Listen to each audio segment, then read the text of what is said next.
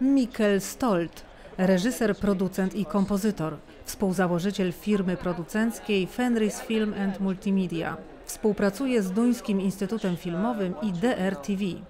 Mój awatar i ja to jego ostatni film dokumentalny. Hello Mikkel and welcome to the Krakow Film Festival. Very pleased to have you here and very pleased to meet you. Could you please tell me about your film? Yes, I can, maybe. Well, it's a documentary slash fiction kind of genre mix. We call it documentary fantasy sometimes because it's about myself moving into this internet phenomenon called Second Life and see what happens if you just indulge in it.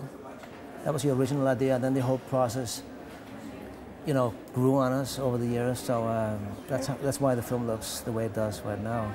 Okay, because I know that you mentioned in the film that you wanted to make another film about time, but then the producer didn't really accept it and didn't commission it because of that. And then at the end, I got the impression that it was overall about time.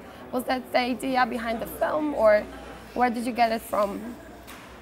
Yeah, well, to tell you the truth, there's a lot of things about this film I can't really remember where it came from. I mean, something was true, something came from my co-director Bente, and something came from, just from somewhere.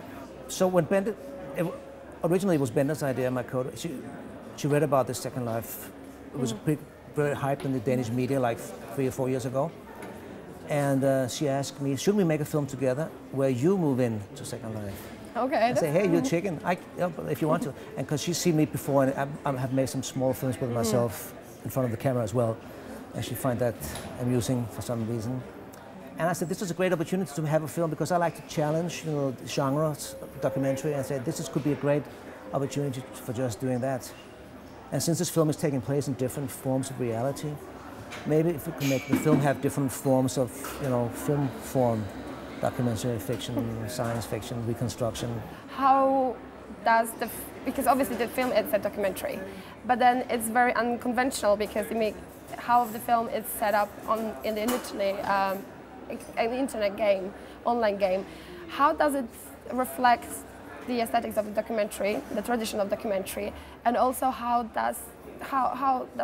do other filmmakers think about it in regards to the documentary making? If I take the last thing first, no, I'm sure there's a lot of filmmakers and reviewers who doesn't consider this a documentary at all. And I cannot really argue with them and say, no, it's not a real documentary. It isn't, because we did make up a lot of stuff. But we did, on the other hand, really try to emphasize that everybody in the film is playing themselves, or at least a part of themselves. I mean, I am myself in the film, or at least I am some part of me. I mean, maybe a parody of myself, and maybe a little bit less stupid in real life than I am in the film. I don't know. But so, regarding the aesthetics, so we wanted to have the real life scenes with the real life people made as a documentary, as a documentary would do it, to have that notion to people that it is real people, and almost everything that goes on is either happened or could happen. I mean, Okay, I understand that.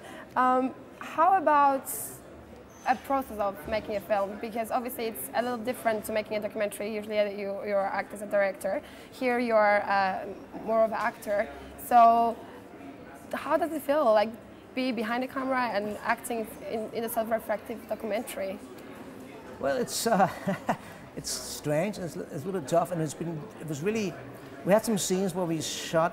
When me and Rob was sitting and directing, while we were shooting in Second Life on our computers, at the same time we had a real-life camera crew. And I've never been so tired in my life because you had to talk to people. For instance, Helena, if she was walking too fast while we were shooting, at the same time we had a camera crew, and I should be doing what I should. So it was really tiring, but we tried to divide it. I directed all most of the shooting within Second Life, and my co-director Bente Milton directed the real-life shooting while I was in front of the camera, because it's hard to. I mean, I'm not. Okay. It's taking lots of time. Yeah. So let me ask you about Helena, because probably everybody would like to know. Have you ever met her? We haven't met her in real life, no. But just this last week we had a premiere in Denmark, and in 10 cinemas in Denmark, and in cinemas in Second Life. Okay. And Helena was at the cinema in Second Life, and she was there for a Q&A afterwards, and we had a live feed between the two worlds. But no, nobody, well, we do have in an envelope somewhere her name and address because she signed a release form to be in the film, but I don't know her name and nobody knows who she is. I'm told that her first name could be either woman or man's name. Okay. Personally, I think she's a woman. She says she's a younger woman, as the film says. I know my co-director thinks she's a man.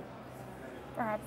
I don't know. Okay, perfect. Well, good luck in looking for her. I hope you're going to find her, and thank you very much for your conversation. Thank you very much.